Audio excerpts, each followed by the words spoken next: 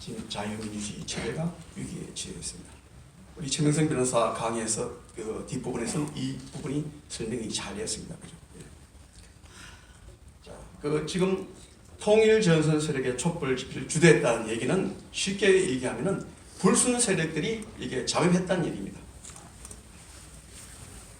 우리가 지금 그 언론들의 그 슬슬슬 보도, 또 한탕기 가시 보도가 있었고, JTBC의 타블렛 이 보도가 있은 이후에 뭐 진보나 중도는 말할 것도 없고 보수 성향의 시민들도 많이 광장으로 나갔습니다.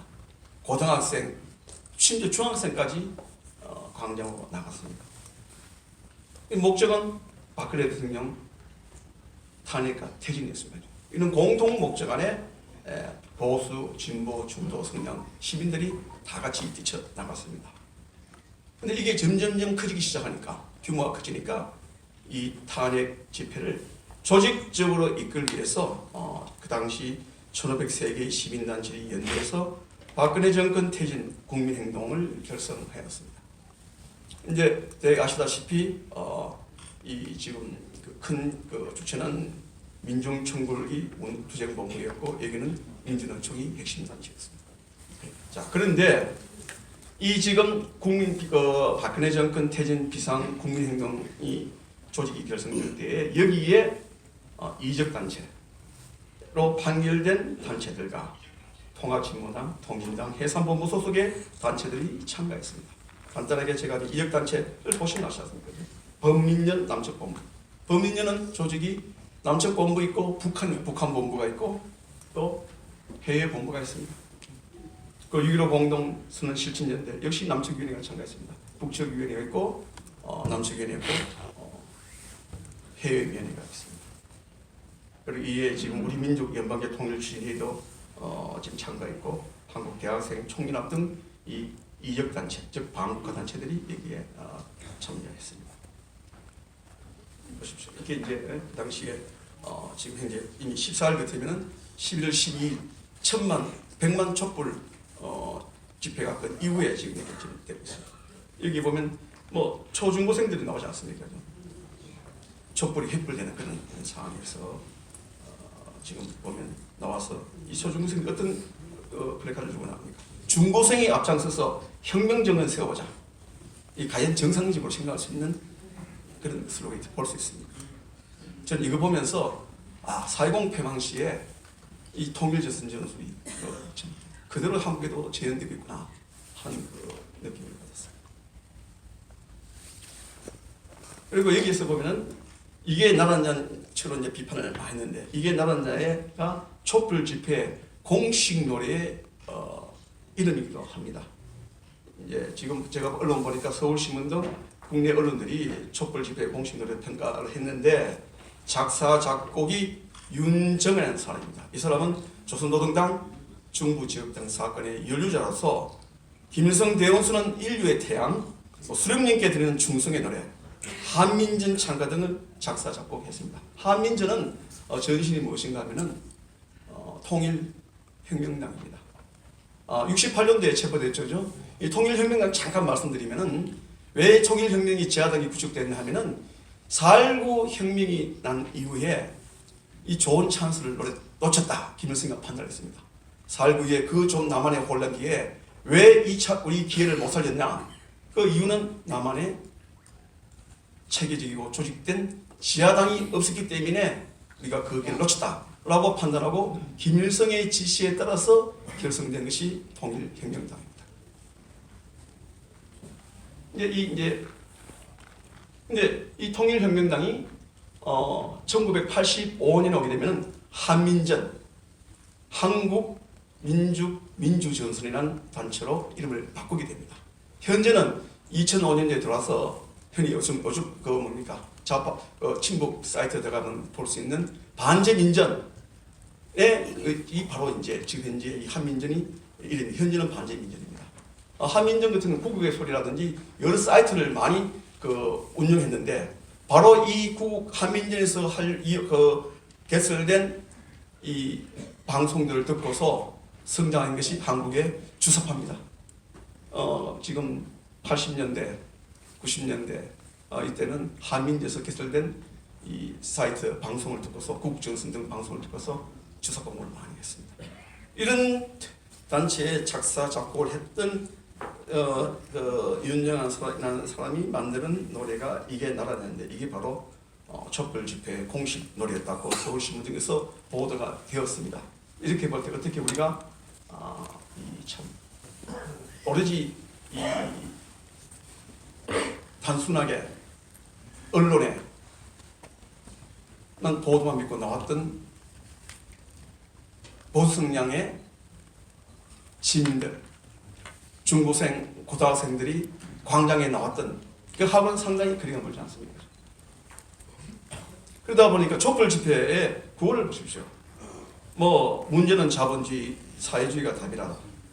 북한이 우리의 미래며 희망이며 삶이다. 국가보안법 폐지, 통진당 해산 반대, 양심수, 이석기 석방, 중고생이 앞장서서 혁명을 이루자 등등인데 이것이 박근혜 대통령의 탄핵 문제와 무슨 관계가 있습니까? 체제 부정 보지 않았습니다.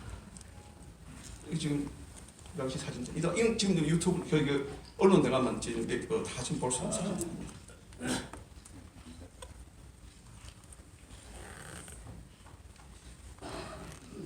지금 말씀드린 지금 그거들이 그대로 나오지 않습니까? 그리고 또 이 지금 탄핵 전국에서는 한국의 대통령 문제를 논하는데 일본의 과격파가 침투된 철도 노조가 참가를 했습니다. 바로 여기 보십시오. 지금 저기 보이지 않습니까? 시청 앞이죠? 바로 이 앞이지 않습니까? JR 일본 가시면 잘 아셔서 JR 총련이라든지 JR 동일본 등에서 지금 참가를 했습니다. 그러고 이제 이 해당 사진을 보시면 여기 이제 도로 치박 같은 단체도 참가했습니다. 여기는 JR 총련에는 혁명 마르크스파가 지금 침투해 있고 이 도로 치바는 중해파가 거의 정확한 지금 노조가 되겠습니다. 이 단체들의 성격에 대해서는 일본 총리가 국회에서 답변했습니다. 지금 말씀드린 중해파라든지 혁명 마르크스는 과격 분자다, 공산주의자라고 이제 일본 국회에서 답변을 했고 또 일본 경찰청에서 발행하는 경찰 백서에는 이런 공산주의자를 극자 폭력으로 표현하고 있고 일본 매스컴에서는 이제 과격파로 나오고 있습니다. 이것은 이제 주로 돌아간 것이 2016년도 11월 12일 날 이 사람들이 100만 촛불 집회를 하는 그 민중총궐기에 참가를 했습니다. 해서 이제 돌아가서는 전진이라는 기관지가 있습니다. 중해파의 기관지가 있는데 여기에 보면은 한국은 혁명 정세에 돌입했다라고 자기들이 갔다 와서 회고를 쓰기도 합니다. 그리고 이제 앞에 김희성 변호사가 언급을 했습니다만 중국 유학생들의 잠입 얘기가 많이 지금 논의되고 있습니다. 동아일보 이종 기자가 동아 블로그에 올린 것을 중앙일보의 이가영 기자가 기사를 시켰습니다. 중국 정보기관 촛불 집회에 유학생을 몰래 참여시켜 공작거렸다라고 이제 기사를 썼고 이 기사 내용 가운데는 이종 기자의 블로그 내용을 인용해서 우리 국민들은 잘 모르지만 중국 정보기관이 박 대통령을 밀어내는 공작을 벌였다는 것은 정보 세계에서는 진실이다 라고 인용되어 있습니다. 왜 중국이 박근혜 대통령을 밀어내는데 막부에서 역할을 했느냐 하는 것은 앞에서 우리 정성 교수가 지적하다시피 역시 사드 배치 결정하고 지소미아 결정입니다. 사드가 2016년도 7월에 결정되고 지소미아가 11월에 결정이 됩니다. 근데 사드 배치가 결정되고 지소미아가 결정되면서 우리 한국의 사드라든지 한국의 이지스하고 일본의 엑스밴드와 일본의 이지스, 미국의 이지스가 연동되어서 북한과 중국의 미사일 방어 체계를 한층 더 강화시킬 수가 있습니다. 이럴 경우에는 유사시에 한반도 유사시나 동북아 유사시에 우리 쪽으로 접근해오는 우리 도와주기에서 지원하기 위해서 오는 미국의 항공모함을 보호할 수가 있습니다. 이 미국의 항공모함을 노리는 미사일 기지 주기지가 백두산 근처에 있습니다. 이것을 한미일이 합동해서 빨리 포착해서 이것을 방어할 수가 있습니다. 때문에 중국으로서는 지금 이 문제에 대해서 뒤에 이런 중학생, 중국 학생, 유학생 잠입설이 지금 이제 나올 정도로 개입했다고 지금 보고 있습니다. 근데 이건 지금 아주 확고한 물증이 지금 없는 거예요. 제가 이종훈 기자하고 여러 번 통하고 오늘 왔는지 모르겠는데 오라고 했는데, 근데 사실은 거의 정보 세계에서는 사실입니다. 계속 얘기를 하고 있습니다. 있고 그 당시 페이스북 같은데 그 댓글들 올라오게 되면은 연세대학 학생들이 갔다가 돌아오면서 왔는데 중국 연대에 있는 중국 여학생들로 신촌역에서 많이 내렸고 홍대역에서도 많이 내렸다 이런 얘기를 다 하는 그 댓글들도 있고, 그리고 현장에서 중국 얘기들이 많이 나왔다 하는 얘기들이 나왔습니다. 북한의 선전 공작에 대해서 말씀드리겠습니다. 북한의 선전 공작 저도 궁금했습니다. 저도 이 통일 문제 대공제를 이용하는 입장에서 과연 북한이 소문대로 했을까 해서 제가 노동신문을 하나하나 지금 이거 지금 체크를 했습니다. 잠시 제가 이제 박근혜 대통령과 북한과의 설명을 말씀드리면은 이미 그 대선 과정 2012년도 대선 과정에서 북한은 박근혜 대통령을 유신과 연결시켜서 대선 내내 비판을 했습니다. 특히 반제 민전이 앞장서서 비판을 했습니다. 그러다가 마침내 2012년 12월 대선을 12월 10일입니다. 대선을 불과 며칠 안 놔두고 미사일 발사를 했습니다. 해서 대선 전국의 긴장도를 높이겠다는 북한이 이제 많이 도발을 했죠. 하고 또 그럼에도 불구하고 또 박근혜 대통령이 당선됐습니다. 그죠? 당선자 시절 2월달 당선자 시절에는 또 3차 핵실험을 했습니다. 이 미사일 발사에 의해서 시험 발사에서 3차 핵실험을 하면서 박근혜 대통령의 기싸움을 하면서 이 남북 관계를 긴장시켰습니다. 그래서 우리 박근혜 대통령께서 2013년도 2월 20일 취임한 이후에 한미 동맹을 더 강화시키면서 키 리저브 홀더를 강행했습니다. 더 세게 했습니다. 그리고 북한이 여기에 트집을 잡아서 개성공단 과정을 중단시켰습니다. 이렇게 지금 박근혜 대통령 대선 과정과 출범 전을 해서 이미 북에서는 박근혜 대통령이 상당히 지금 시달리게 하는 그런 도발들을 계속 해왔습니다.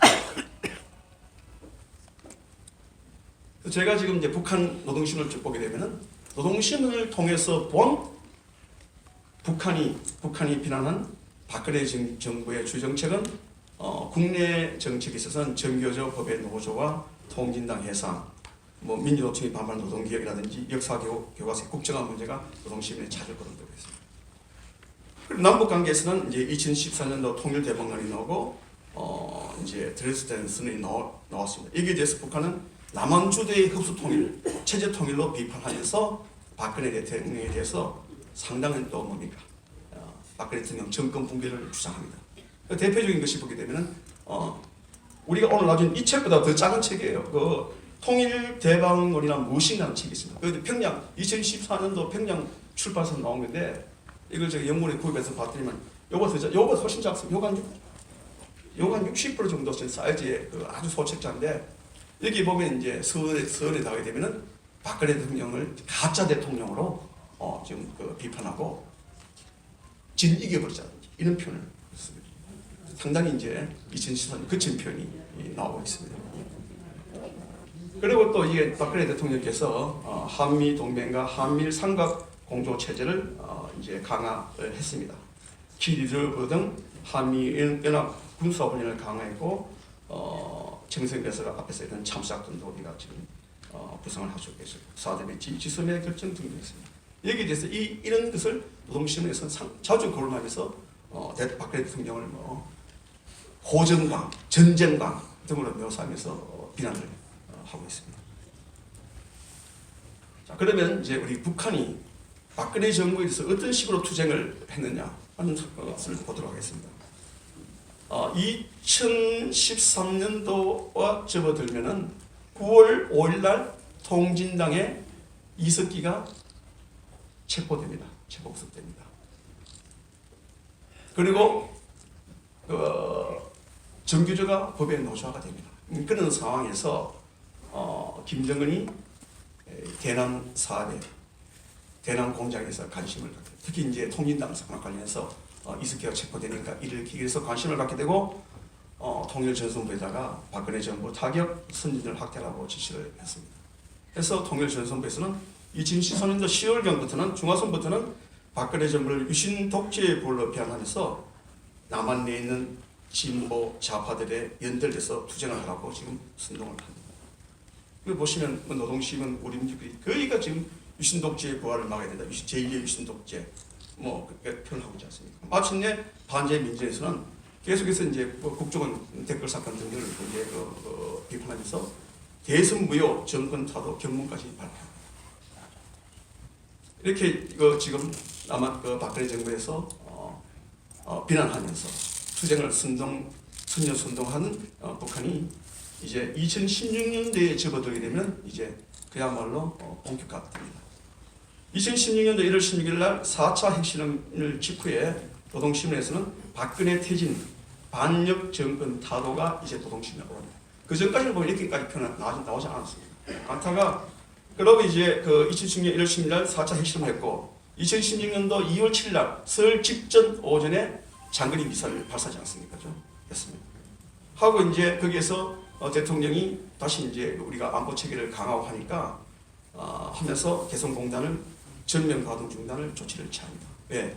개성공단에서 지불되던 달러들이 북한 노동당에 들어가서 핵미사일 개발에 악용되었다 하는 그 연설을 국회에서 하게 됩니다.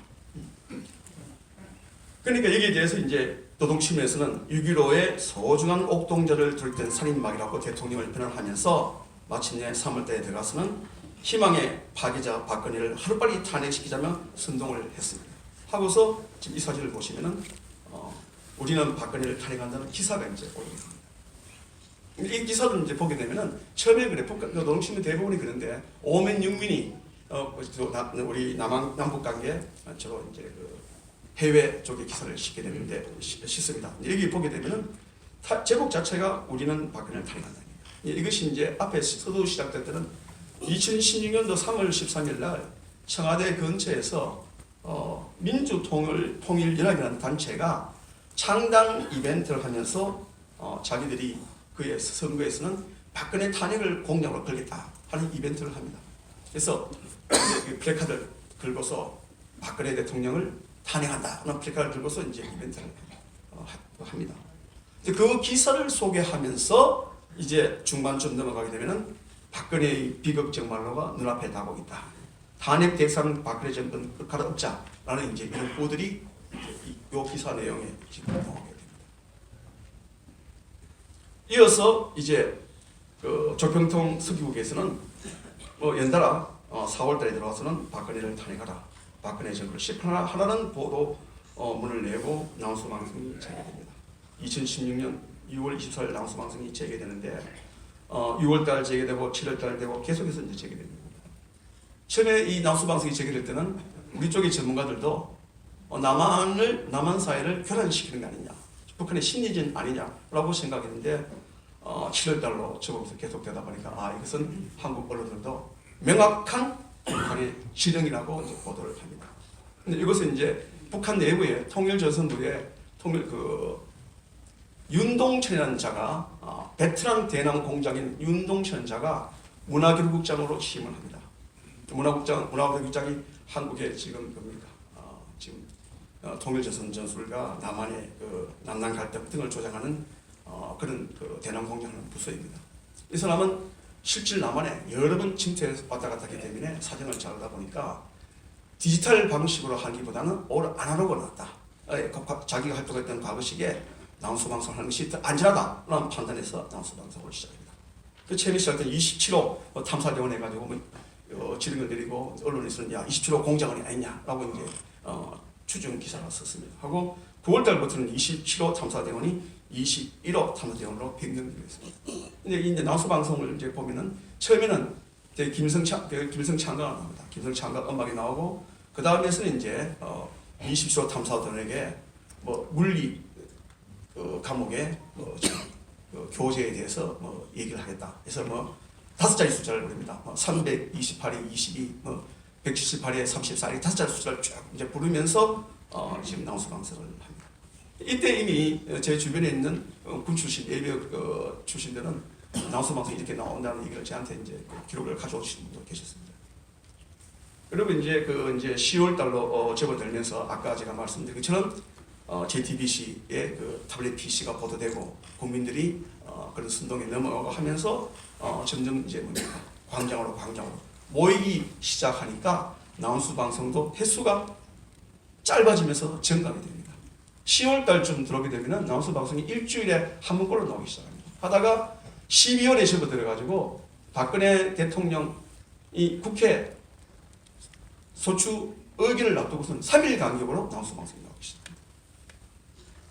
그래서 이제 10월 30일 때는 29일 날 한국에서 광화문 광장에서 큰 이 박근혜 대통령 퇴진 집회가 있었지 않습니까? 30일에는 노동신을 보게 되면은 오면 전문입니다. 오면 전문에 박근혜 정권을 다 비난하면서 박근혜는 탄핵의 선동이다, 탄핵의 대상이라고 선전선동을 했고 11월 12일 다시 말해서 100만 촛불 민중 총궐기가 있던 날에는 투쟁 단체들의 대우 확대를 지금 주장하고 선동도 했습니다. 바로 11월 10일은 아까 제가 말씀드렸던 일본 극자 노조가 참가했던 그 지금 퇴진 행사였습니다.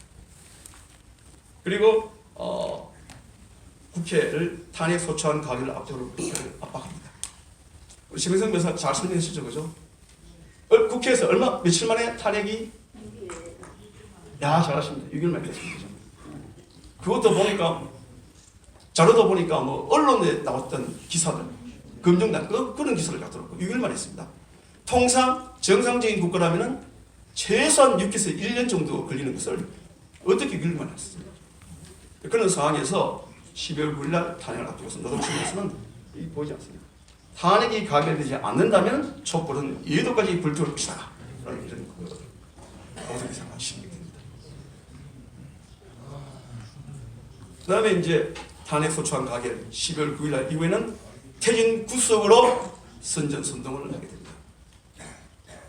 12월 달에 들어가서는 반역 정권을 끝장낼 때까지 투쟁을 멈추지 않을 것이다 하면서 이런 제목 안에 서울에서 열렸던 촛불 강의 사진들을 9장을 노동신문에 게재되고 2017년 1월 달에는 김정은이 신년사를 통해서 바로 이 선전선동의 투쟁을 언급합니다. 박근혜와 같은 반통일 4대 매국 세력의 준동을 분쇄하기 위한 전민족적 투쟁을 힘차게 벌여야 한다 라고 그야말로 김정은이가 앞장서서 선전선동을 합니다. 하고 이미 이때쯤 되면은 노동신문에서는 뭐 미국에 있는 재미의 교민들 단체에서는 박근혜 대통령 탄핵에 대해서 또 이렇게 성명했다. 미국, 유럽, 뭐 일본 등등에서 계속 교회 보도를 싣는 그런 상황입니다. 그리고 사회가 바로 설 때까지 촛불은 꺼지지 않을 것이다. 라고 이제 이게 지금 노동신문이었던 사진들을 쫙 그리고 반역 정권을 끝날까지 투쟁을 멈춰 이 사진들 하면서 사진을 이렇게 서울시 상황들을 많이 실고 있지 않습니다. 그리고 이제 헌법재판소 탄핵 선고 이후에 보게 되면은 파면 결정은 끝이 아닌 시작이다. 박근혜를 당장 체포하라고 선동하면서 또 다른 한편에서는 박근혜는 범위하다. 촛불이 해냈다. 우리가 승리했다. 라고 격려를 하는 또 기사를 올리기도 합니다. 여기 지금 이 기사를 제가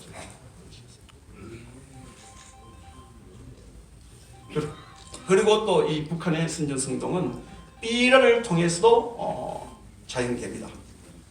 북한은 촛불 시위가 있을 때마다 시를 선동하는 전단을 살포하였습니다. 그 전단의 문구가 촛불 민심을 외면한다면 준엄한 심판을 면치 못할 것이다.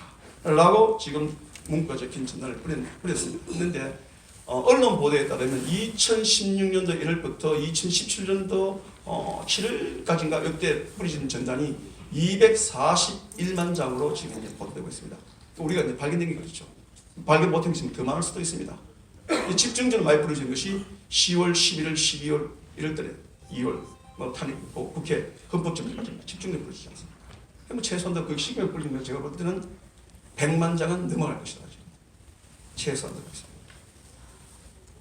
다시 한번 이제 정리를 말씀하면은 북한의 선전선동 동작은 노동신문 등 북한의 언론 매체, 조국 평화통일위원회 조평통을 얘기한 조평통의 사이트 우리 민족들이 반제민주의 사이트 구국전선을 통해서 이루어졌을 뿐 아니라 16년 만에 재개된 난수방송의 지력, 탄핵 중경에서 100만 장 이상이 넘는 전당살포 등을 통해서 전개되었습니다.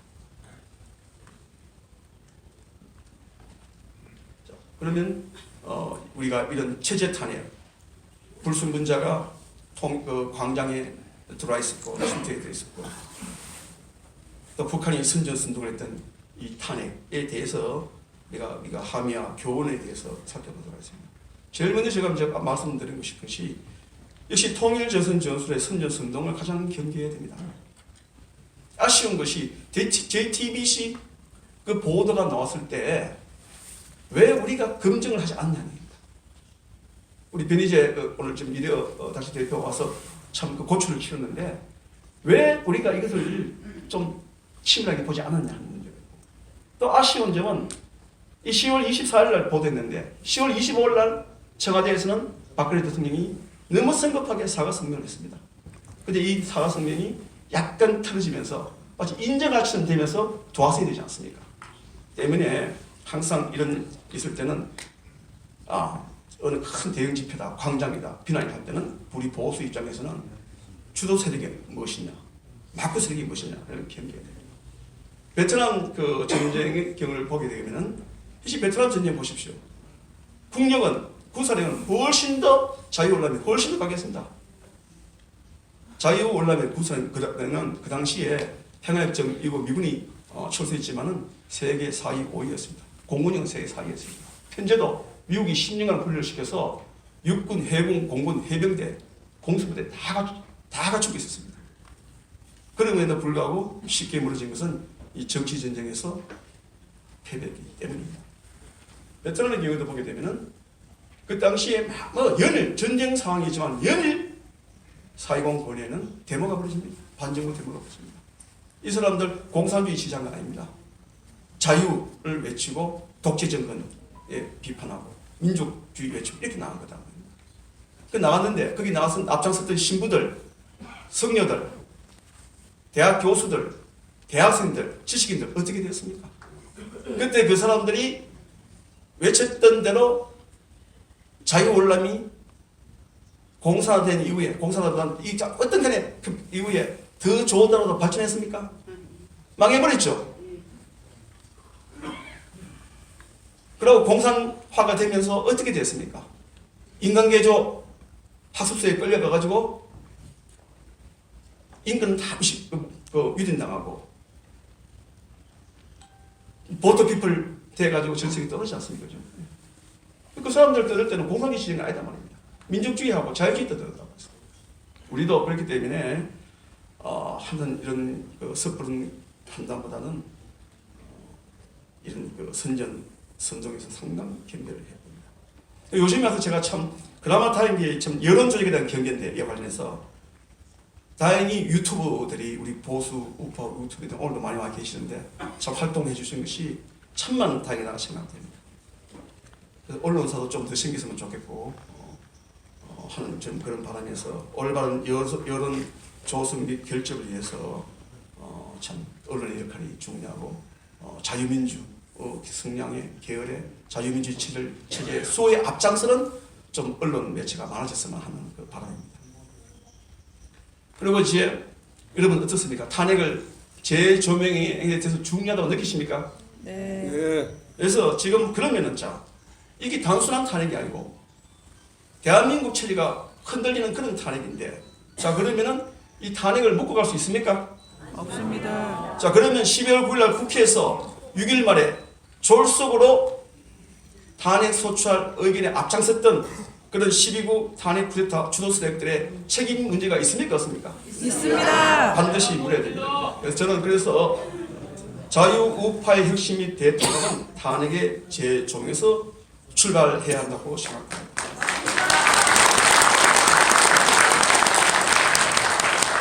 그래서 이 참 탄핵에 대한 진실을 이해하고 체제 탄핵에 대한 공감대 확산을 통해서 자유우파가 결집되고 통합된다고 생각됩니다. 그런 맥락에서 저는 아직도 체제 전쟁 중이기 때문에 체제 전쟁에 대비해서 어떤 형태든 간에 자유민주 시민들이 통합해야 되고 결집을 한다고 지금 강의를 마무리하면서 한 번 더 제가 말씀을 드리겠습니다. 그리고 지금 눈앞에 파도가 상당히 어렵습니다. 우리가 어렵다 하더라도 조금만 내다보면은 앞을 보면은 파도는 잔뜩합니다.